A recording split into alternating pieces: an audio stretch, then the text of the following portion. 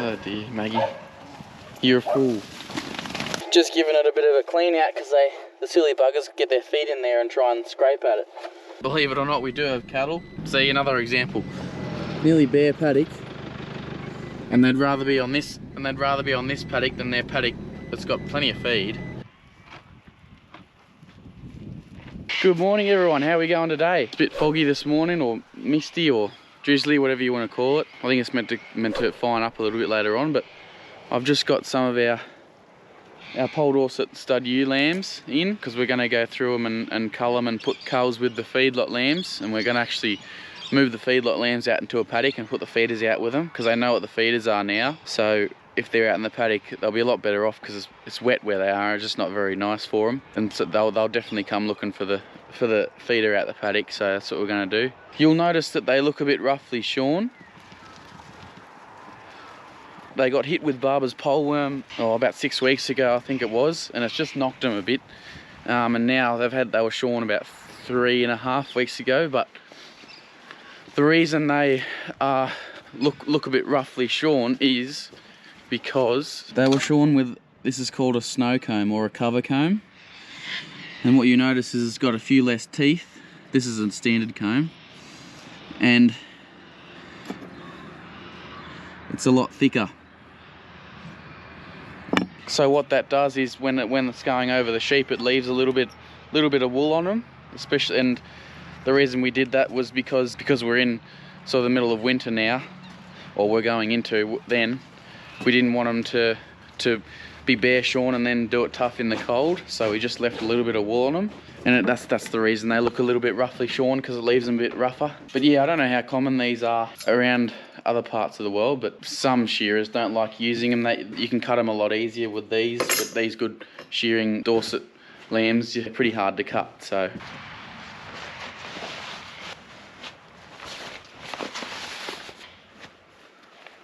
get up here.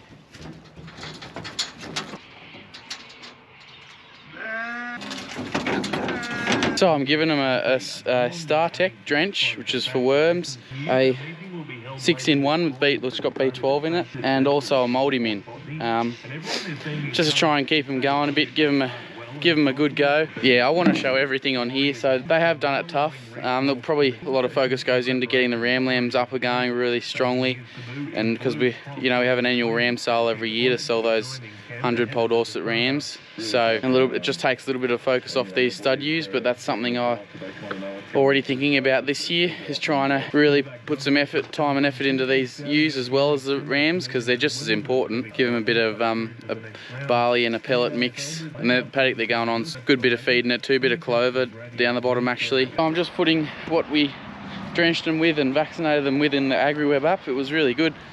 This morning while I was mustering these ewes, I just hopped on my phone quickly and opened the app and clicked on this mob, and I knew exactly when they were drenched and vaccinated last, and I brought up when they were shorn, when they went into that paddock, just all in one little screen there. It was really good actually. I'm starting to enjoy this app now that I'm learning how to use it a bit more. It's a bit of a learning curve, but same for Dad too. It was a bit hard last year while I was still out at Wagga. We got it this time last year. It's nearly had it for a year. It was a bit hard while I was out there. Dad sort of forgot about it sometimes, and then the place was a bit of a mess. Sheep were not where they were on the app, and yeah, I enjoy the technology, this technology side of it. So it's really cool. Going to draft some of the culls off now. What we're looking for when we're drafting, probably a few of the smaller ones, true to the Dorset type, good on their feet, sound through their body, pretty clean through the head, although at this time of year they tend to grow a bit of wool all over them just because of the cold weather. At the climate where we are, they tend to have woolly faces at this time of year. When it warms up they're right, and when they get older, it's just when they're lambs, and at this time of year that seems to be the case. Maggie, just sit. Sit. Sit. Sit. Sit. Go back, go back.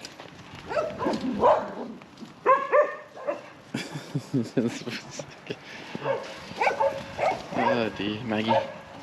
You're a fool. That'll do. Sit down, sit down. There's about 152 here, I think, and we want to try and get it back to 100 probably.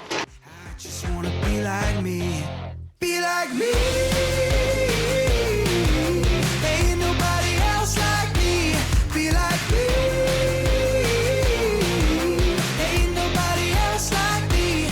This thing here we modified so I can go on the front of the forks on the tractor, but it's just got a bit of oats in there at the moment, seed oats, so I'm going to put that into a bulker bag, and then we're going to use this because we don't have like a mix saw or a machine to mix the pellets and the barley together. I'm going to use this to sort of have an auger of barley and then fill this up with pellets and tip it in as we're going as well.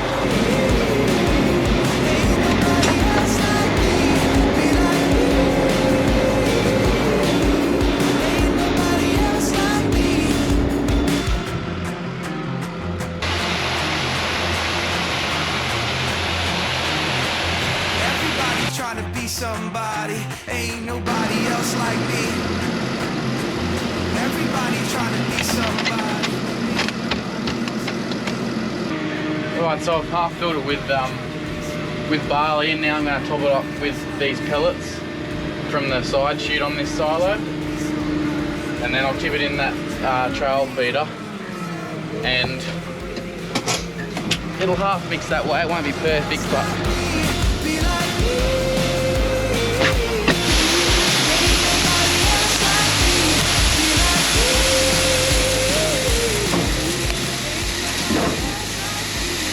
see how it's sort of mixing it as it falls out here. It's working not too bad. So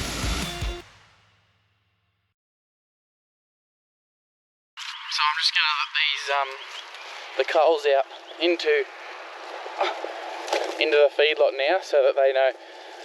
I'll leave them in the feedlot with the other lambs for a day or two, and then I'll move them all into the paddock, just so that these ones will learn how to eat out of the feeders, because these ones don't know obviously yet, but it should only take, they're Poll Dorset ewes, so it should only take a day or two for them to learn what the pellets are about and stuff. Just need them to go in the feedlot and one, get hungry and look for feed, and then two, the others will teach them how to eat out of the feeders. So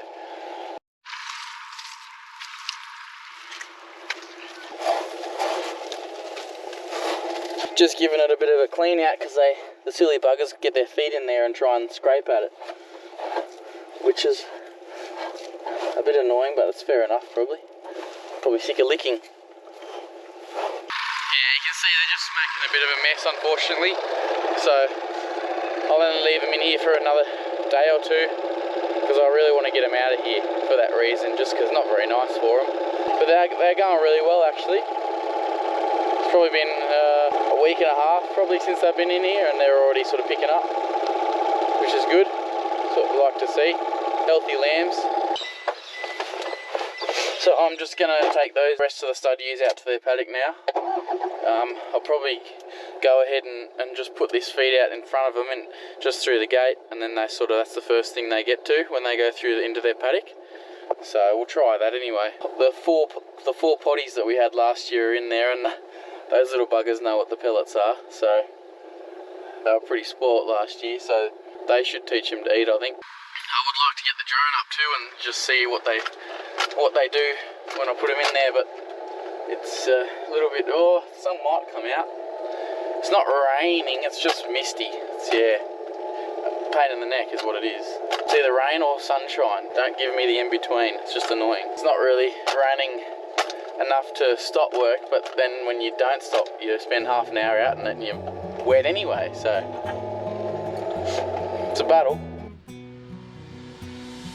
Wandering hard on a crazy ride, an open road and a deep blue sky. Feel it calling me like the wind. Trust the compass down in my skin. Walk straight, stay right. That's what they say to me, but I don't fit right inside the lines. You can see that the show ewes were having a feed. The other ones were a bit reluctant, but I think if I keep taking a little bit out there every day, they'll won't take them long to get onto it. It's pretty good. There's good feed in that, bit of clover and Nice short feed for the lamb, well, short feed for the lambs, which sheep in general just like the short, really short pick. It was interesting, yesterday I was down at Logan Park and it was, you know, the paddock was, I mean, you'd nearly say it was bare almost, and the sheep had the run between two paddocks. Oh, I'm gonna run into a gate here. Bit slippery. The sheep had the run between two paddocks. Other paddock had sort of feed up to your knees, and that paddock was, yeah, as I say, nearly bare or very short, and all the sheep were on that paddock. It's just the way the sheep like it. They don't like the tall grass, and they do a lot better on the short feed too, especially lambs. That's I keep saying it, but that's exactly why we got the lambs in the feedlot, non-feeders, just because they just do not do on tall grass. And this year with all the rain, there's not a lot of guts in the grass either, like not a lot of dry matter, a lot of water, a lot of moisture.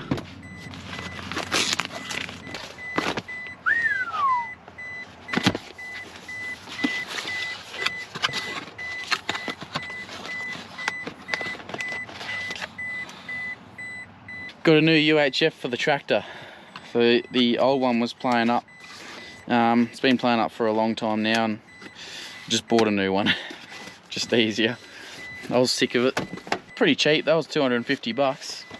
Like, it's still a GME one, genuine GME one, just off Spares Box, which is a good online shop where I get a lot of the filters for my ute and, well, both utes and stuff. Might be a wet weather job if it doesn't clear up. So I just put another bale of lucerne hay in with these lambs. The stud coal ewes are over in that corner there, sort of not doing much. It's funny, like sheep, they definitely know each other, like individually, like they definitely have their friends. Like the show ewes, they stick together, and they always do the same with the show rams. Like they obviously know who each other is. Pretty funny to see, really. But they'll stay over there for a little bit, and they'll get hungry, and then they'll start wandering, and hopefully they'll smell these pellets. They're pretty strong smell, so I've got no doubt that they'll be eating within a day or two. So then we'll get them out of here as quick as we can. You can see the mess better from up here in the tractor that they're leaving. It's just not very good environment for them to be in, but now that they know the feeders, we'll put them out in the paddock and they'll power along, I think. Well, I know they will.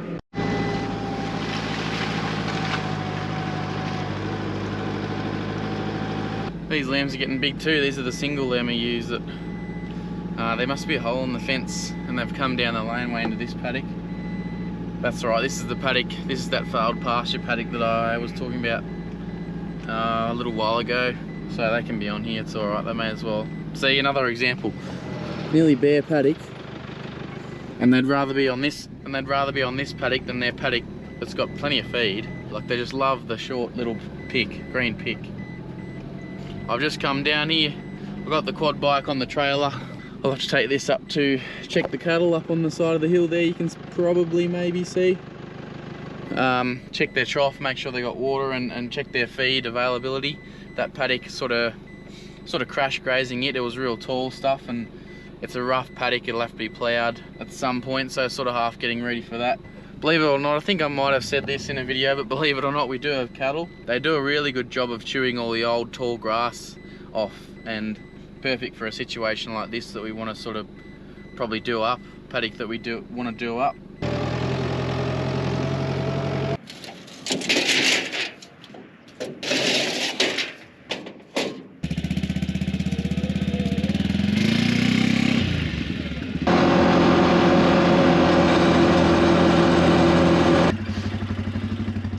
You know, I don't even think I want to go through that in the quad bike. That's just a mud hole. I think I'll go back and go through that paddock. Bugger that. How embarrassing would that be if I got stuck in a quad bike? That'd be embarrassing. Bad phone call to Dad. See, that's the difference between my dad and I. My dad would have sent that straight through that mud hole, and then he would have had to ring me to come and pull him out. Not me. Oh, that's silly. So these are the younger stud ram lambs. So got the ones that were born in sort of June, July, and then these ones that were born in September, August, September last year, spring drops we call them. So the June, July ones are just in the next paddock over there. I bought the lucerne hay out here just to supplement them a little bit to try and make this paddock last a bit longer. And this is a great standard pasture. This has done us really well. All the sale rams were on here last year in the lead up to the sale, and it just finished them great. It's a mix of chicory, lucerne, and a whole heap of different clovers, and it's unreal. We'll definitely be trying to do this in some other paddocks. It's done really well. You can just see the mat of clover through it. See if I can find some lucerne here somewhere. That's why I bought the hay out, just to try and make this paddock last and get it through. It's still pretty good here. There's still plenty of pick, but the chicory and it's just good. Great mix. I'm very happy with it. Not to mention it was actually sown in the drought, so next to no moisture, and we got a stand like this. It was really good. The only thing we're battling with at the moment is a few thistles, but I mulched them off last year right before they went to seed, and then I'll do the same this year, and that hopefully that'll nearly clean it up. We'll just keep doing that and put the old camels in here maybe. Need a few more, I reckon.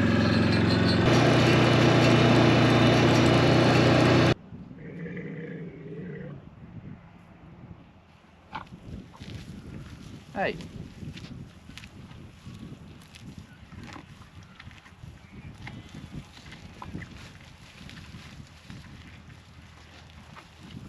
They got their winter coats on by the look of it. Right, got to share this.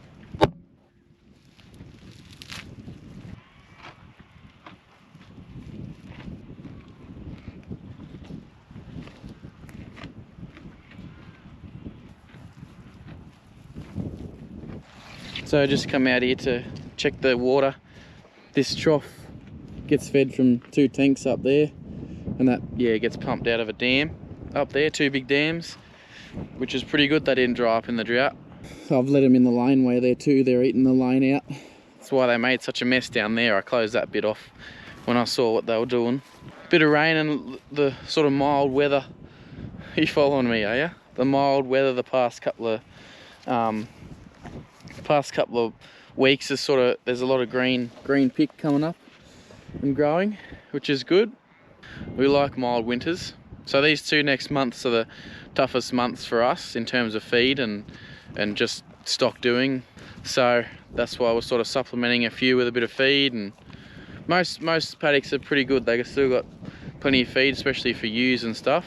But we just keep an eye on things and making sure that stock aren't going backwards. Hey, you're not going backwards, are you? Look at you, fatty. You're going well. I turned my back for not even a minute and they're in the paddock. I left this gate open just to come through and they're in there. So they can stay in there. I am going to move these cattle though. I'm going to put them in this paddock here. A bit more feed for them, so I'm just letting them wander across to the other side there. They're just going in the paddock diagonally across. I'm sure they'll find the gate. They seem to find every other hole, the buggers. A bit more intelligent than sheep sometimes. I mean, what? I didn't say that. However, all the cows have gone through the gate, but all the cars are stuck in the lane. Hey, hey, hey, hey. Hey, hey, come on girls. Hey, come on. Keep going up there. Gate's at the end. Come on. Hey, hey, hey, hey, hey. Bloody hell. Hey, hey, hey. Keep going. Hey.